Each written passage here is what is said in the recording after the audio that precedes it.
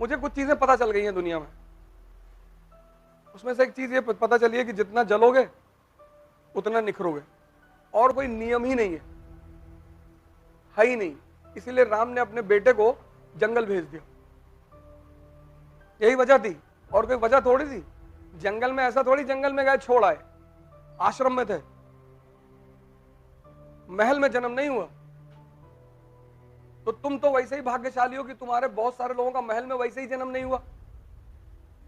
राम के पास महल होते हुए उन्होंने अपने बच्चों का जन्म महल में नहीं होने दिया, क्योंकि उनको पता है कि जिसका भी जन्म महल में होगा वो ज्यादातर अपवाद सभी जगह होते हैं। मुकेश अंबानी भी एक रईस आदमी के बेटे हैं, लेकिन एक काबिल आदमी है। लेकिन ज्यादातर लोग सुख सुविधाओं में बचपन से इतना डूब जाते हैं, भाई 3 दिन से एसी नहीं है यहां पे, लेकिन हमें क्लास लेना है। हमारे बड़े सारे मित्र हैं, एसी नहीं है, नॉट ए क्लास, चले गए।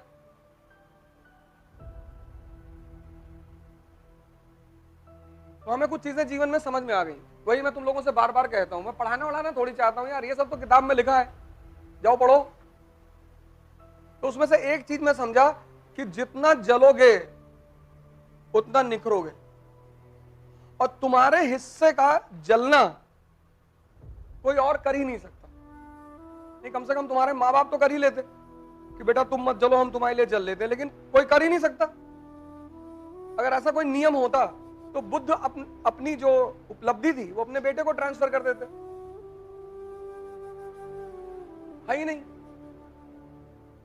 अंबेडकर जले तो इतने महान बने, गांधी जले, पढ़ो ना इनकी बायोग्राफी। मैं तुमसे क्यों कहता हूं ऑटोबायोग्राफी पढ़ने के लिए? इसलिए थोड़ी कि उसके क्वेश्चन मेंस में आते हैं, इसलिए कहता हूं कि तुम जब भी किसी को पढ़ोगे तो एक बात तुम्हें पता चलेगी कि यह व्यक्ति जला, अपवाद है ही नहीं, है ही नहीं, है ही नहीं। और जिनको तुम भोग करना चाहते हो, एंजॉयमेंट, ये पैसे से होता ही नहीं,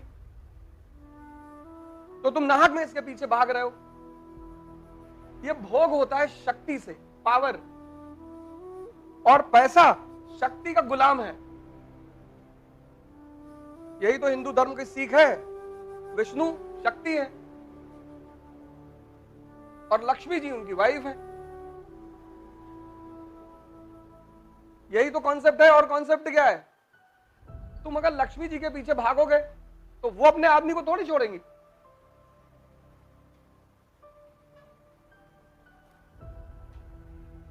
माँ माँ माँ कहेंगी पहले पापा को बुलाओ, वो तो कहेंगी पहले पापा को बुलाओ, और तुम पापा पे ध्यान ही नहीं दे रहे हो। और पापा यानी शक्ति। तो मां तुम्हारे घर आएगी, एकदम आएगी, लेकिन पहले पिता को तो बुलाओ, और पिता यानी शक्ति, और उस शक्ति के लिए तुम्हें जलना पड़ेगा। एक बता दो मुझे कोई आदमी, और फॉर्च्यूनर तुमने ले ली कि इसको भोगेंगे, इसका 1 लाख रुपया महीना खर्चा है, ये तुमको भोगने लगेगी, ये भिखमंगा कर देगी। तुम इसको लिए तो थे दूसरों को दिखाने के लिए, कुछ दिन बाद तुम्हारा ही कपड़ा फटा है, लोग ही देखेंगे तुमको। इसीलिए धर्म का एक बड़ा सिद्धांत है अपरिग्रह। अपरिग्रह, किसी भी धर्म को देखोगे तो उसमें सिद्धांत है अपरिग्रह।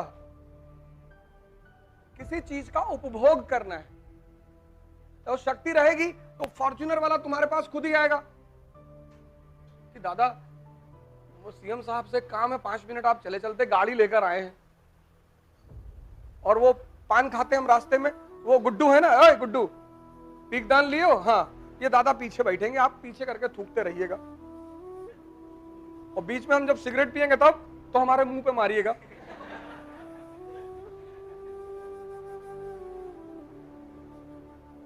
और रास्ते में आधा घंटे के लिए रोक देना, मुझे पेड़ की पत्तियां गिननी होती है जहां मैं जाता हूं, दादा हम भी गिनेंगे आपके साथ, एक तरफ से आप गिनना, दूसरी तरफ से हम गिनेंगे, और गुड्डू भी गिनेंगे दादा। और क्या है जीवन? इसके सिवा कुछ है?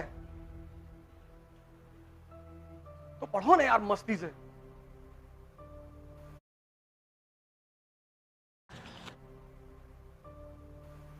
इस धरती पे चाहे भगवान पैदा हो चाहे इंसान, नियम सबके लिए बराबर है, सबको जलना पड़ता है।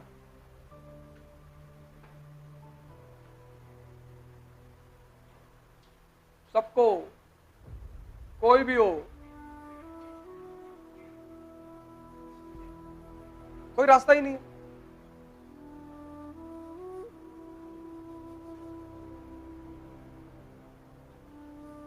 तो M is equal to M, मेहनत इज इक्वल टू मस्ती। तो ये दाल की तरह और ये नमक की तरह दोनों होनी चाहिए। और ये दाल की तरह, जितनी दाल उतनी मेहनत, और जितनी नमक उतनी मस्ती। कुछ लोग जितनी दाल है उतनी मस्ती कर रहे हैं, फिर रो रहे हैं, भैया हमारी किस्मत फूटी है। अबे ये मत्था है कि लेटर पैड है तुम्हारा, यहां लिखा हुआ है।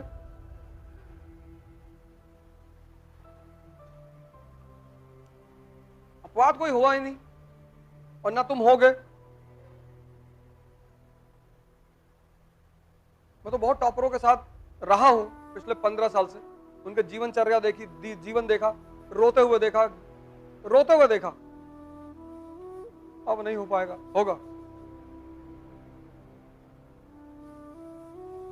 पता लगा रात में 2 बजे फोन कर दिया, सर बहुत बेचैनी हो रही है। अच्छा क्या हो रहा है? तो बेचैनी हो रही सर। तो कैसा फील कर रहे हो? अरे बेचैनी हो रही है। कहाँ बैठे हो? सर वो वहां बैठे, IIT के पास बैठे हैं, तो पैदल चले आओ उन्नाव तक, और जहां रास्ते में खत्म हो जाएगी बता देना। पता लगा 6 किलोमीटर चले, बोले खत्म हो गई सर, तो वापस चले आओ, बैठ के पढ़ो। यही तो मानव है। सब तो हमको नहीं होती क्या? होती है। हमको डर नहीं लगता क्या? लगता है। सब मनुष्य हैं। उस चीज को तुम ओवरकम कैसे करते हो? और धीरे धीरे जब तुम ओवरकम करने लगते हो तो वो चीज खत्म हो जाती है तुम्हारे जीवन में। तो हम अगर किसी चीज को नहीं करेंगे ना तो अपने आप को दंड देंगे, और मेरा दंड इतना गंदा गंदा होता है कि मेरे घर के लोग टेंशन में आ जाते हैं। पैदल चले गए 40 किलोमीटर दोपहर में, कि काम का क्यों नहीं किया। और जिन्होंने खुद को दंड देना सीख लिया उनको दुनिया में कोई दूसरा दंड, बहुत बड़ा नियम है ये, बहुत बड़ा, मतलब इससे बड़ा कोई नियम ही नहीं है। अब तुम इतने बड़े हो गए, तुम्हें कौन मारेगा यार? क्यों मारे, क्यों डांटे?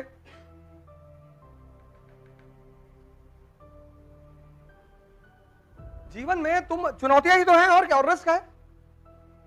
मोदी जी कितना बड़ा रिस्क लिए। उस रिस्क, उस आदमी की जो रिस्क है ना, उसका कोई तुलना नहीं है। मैं एक प्रधानमंत्री के रूप में भले उनके बहुत सारे कदमों से सहमत ना हूं, लेकिन मैं 2 चीजों का उनके हमेशा सम्मान करता हूं। एक उनकी उपलब्धि का, हमेशा आप मेरा कोई भी वीडियो देखेंगे मैं उनकी उपलब्धि का बड़ा सम्मान करता हूं, क्योंकि वो जहां से आए हैं उस जगह पर ये चीज का सपना देखना कि मैं प्रधानमंत्री बनूंगा, वही बहुत बड़ी बात है। और बिना लोकसभा का इलेक्शन लड़े सीधे दिल्ली आए, पार्लियामेंट, बोले लोकसभा, बोले बाद में देखेंगे। यहां लोग जिंदगी भर सपा बसपा कांग्रेस बीजेपी के पीछे कार्यकर्ता बने घूम रहे हैं कि भैया वार्ड मेंबर का चुनाव लड़वा दो। उस पर वो नेता बोलता कि तुम्हारे लिए बहुत अच्छा सोचा है, तुम 2 साल वेट करो, अच्छा सोचा है तुम्हारे लिए, कुछ बड़ा सोचा। तब तक तुम्हारी शुगर बीपी हाई हो गई, तुम 65 के हो गए, अब कहां लड़ोगे चुनाव? वो आदमी कभी लोकसभा जीता ही नहीं, सीधे पार्लियामेंट आया, पर शपथ लिया। ये सब व्यक्तित्व है। कितनी मजबूती से उस व्यक्तित्व का निर्माण हुआ होगा, कितना जला होगा आदमी, कितने टेम्परेचर में। ना आसान है। एक एनसीईआरटी तैयार करने में तुम लोग की हालत खराब। एक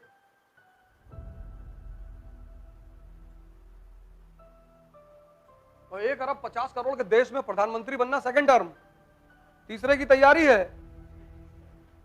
बीजेपी वाले कह रहे हैं कि 400 सीट आ रही 24 में। हम कहे भैया हम मान ले रहे हैं, हमें कुछ कहना ही नहीं।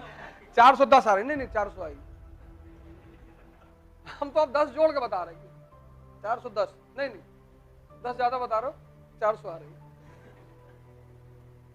कहते हैं ना किसी को बर्बाद करना है, उसके सोचने की क्षमता मार दो, उसको काम करना छीन लो। पूंजीवाद एक नया नारा देता है कि पैसा कमा के आराम करो। पूंजीवाद का सिद्धांत देखो, कहता पैसा कमाओ खूब, और एक बार तुम पैसा कमाने की रेस में चले गए, फिर वापस कहां लौटोगे? स्टीव जॉब्स लौट पाया? जब तक उसे पता चलता कि मैं पागल हो चुका हूं, तब उसे कैंसर हो गया। कहां भोग पाया वो? तुम भोगोगे शक्ति के बल पे, और शक्ति के अधीन है धन। पूंजीवाद ने तुमको क्या समझा दिया कि तुम भोगोगे धन के बल पे। स्टीव जॉब्स, जब उसे याद आया कि मैंने इतना रुपया कमा लिया, मुझे इस धन को यूज करना चाहिए अपने ऊपर, तब उसको कैंसर हो गया।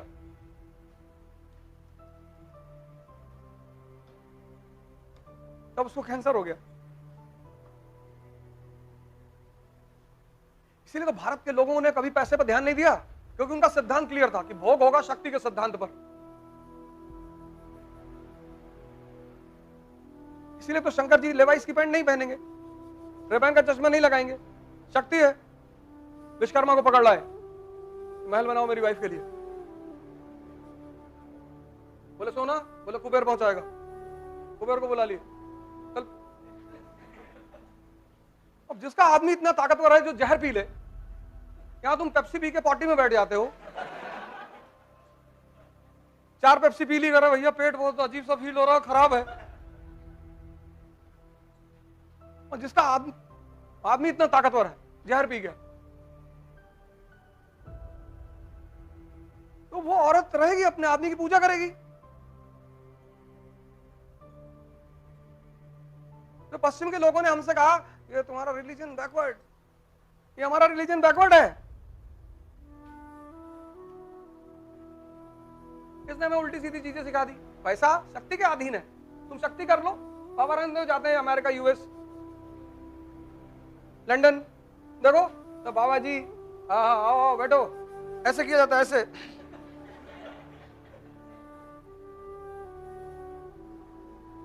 धन शक्ति के अधीन है।